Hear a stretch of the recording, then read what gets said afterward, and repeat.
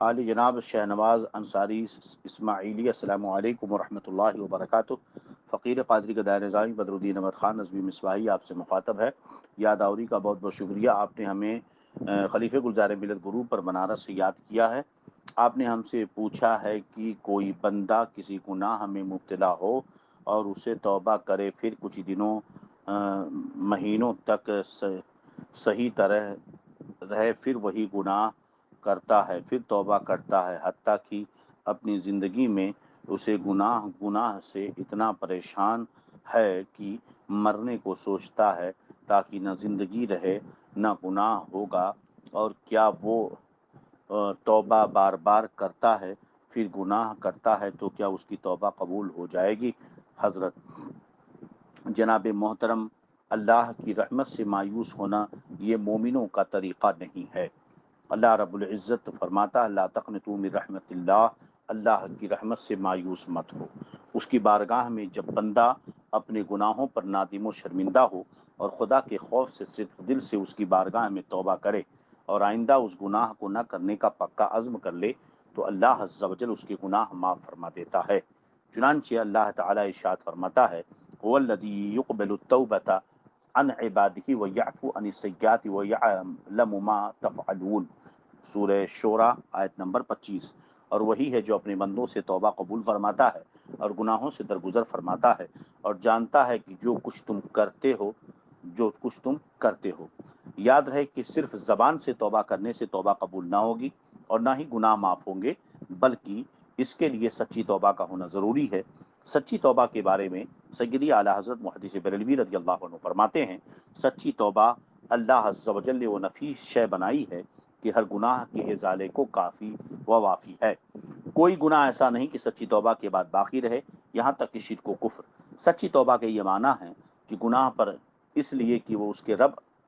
عز و جل کی نافرمانی تھی، نادم و پریشان ہو کر فوراً چھوڑ دے اور آئندہ کبھی اس گناہ کے پاس نہ جانے کا سچے دل سے پورا عزم کرے۔ جو چارہ کار اس کی تلافی کا اپنے ہاتھ میں ہو بجا لائے، مثلا نماز روزے کے ترک یا غصب، سرقہ، رشوت، ربا سے توبہ کی تو صرف آئندہ کے لیے ان جرائم کا چھوڑ دینا کافی نہیں ہے، بلکہ اس کے ساتھ یہ بھی ضروری ہے کہ جو نماز روزے ناغا کیے ان کی قضا کرے، جو مال جس سے چھینا ہے، چرایا ہے، رشوت سود میں لیا ہے، انہیں اور وہ نہ رہیں تو ان کے وارثوں کو واپس کر دے یا معاف کرائے، پتہ نہ چلے تو اتنا مال تصدق کر دے، اور دل میں نیت رکھے کہ وہ لوگ جب ملیں اگر تصدق پر راضی نہ ہوئے اور اپنے پاس سے انہیں دوبارہ دوں گا۔ شرح فقہ اکبر میں ہے قد نصوا علی ان ارکان التوبۃ ثلاثۃ الندامۃ علی الماضی والاقلاع فی الحال والعزم علی عدم العود فی الاستقبال۔ اہل علم نے تصریح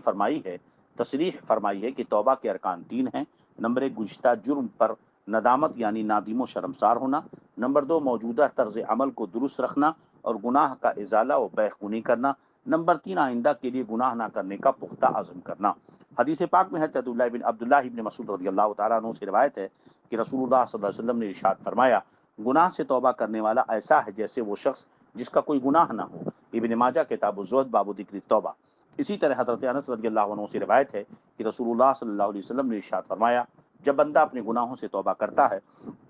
تو اللہ تعالیٰ اعمال لکھنے والے فرشتوں کو اس کے گناہ بھلا دیتا ہے، اس کے اعضاء کو بھی بھلا دیتا ہے اور اس کی زمین پر نشانات بھی مٹا دیتا ہے، یہاں تک کہ جب وہ قیامت کے دن اللہ سے ملے گا تو اس کے گناہ پر کوئی گواہ نہ ہوگا۔ الترغیب و ترہیب کتاب التوبہ والزہد والترغیب فی التوبہ۔ لہذا سچی توبہ کے بعد بندہ اس پر مضبوطی سے قائم رہے اور بار بار ارتکاب گناہ سے بچنے کی پوری کوشش کرے۔ اس کے بعد بھی اگر اس سے وہ گناہ سرزد ہو جائے پھر سچی توبہ کر لے تو اللہ تعالیٰ اسے معاف کر دیتا ہے، اگرچہ بار بار ایسا ہو، جیسا کہ حدیث پاک میں حضرت ابو ہریرہ رضی اللہ عنہ سے روایت ہے عن ابی ہریرہ رضی اللہ عنہ عن نبی صلی اللہ علیہ وسلم فیما یحکی عن ربہ تبارک و تعالی قال اذنب عبد ذنبا فقال اللهم اغفر لي ذنبي فقال الله تبارك وتعالى اذنب عبدي ذنبا فعلم ان له ربا يغفر الذنب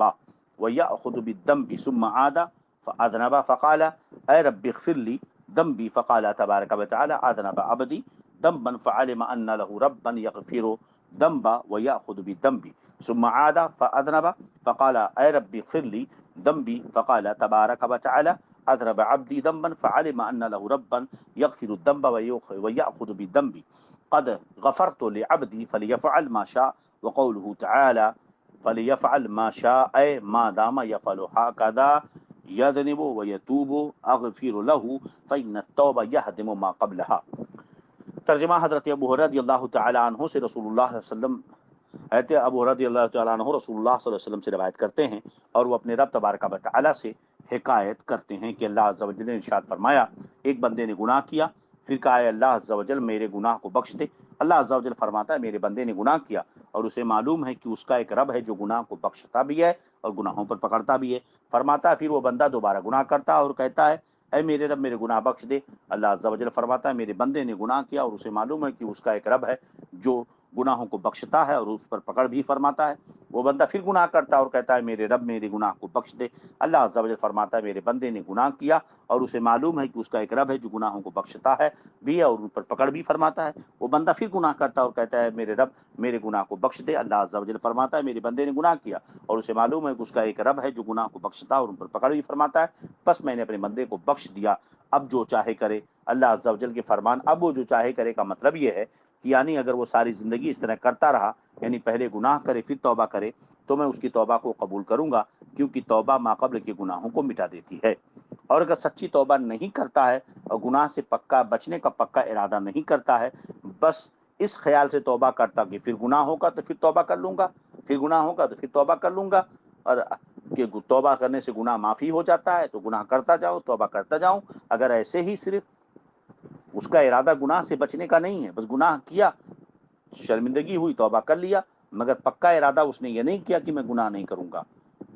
یہ اسے رخصت اور اس کو یہ فضیلت اس وقت ہے جب سچی توبہ کرے، یعنی دوبارہ اس گناہ کو بالکل کرنے کا ارادہ ہی نہ ہو اور ہر ممکن کوشش کرے اسے بچنے کی۔ شامت نفس سے اگر دوبارہ ہو جائے، بار بار ہو جائے، جو بچنا تو چاہتا ہے مگر کسی وجہ سے ہو جاتا ہے، تو یہ فضیلت اس کو حاصل ہوگی، ورنہ صرف ایسے ہی کرتا رہا تو یہ ایک طرح کا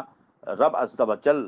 غفور الرحیم کے ساتھ استہزاء کرنا ہوا اور یہ کفر ہے۔ لہذا اگر کوئی اس طریقے پہ کرتا ہے تو یہ بہت بڑا جرم عظیم ہے۔ اللہ رب العزت ہمیں سچی توبہ کی توفیق عطا فرمائے۔ مرنے کی تمنا اس اعتبار سے غلط ہے اور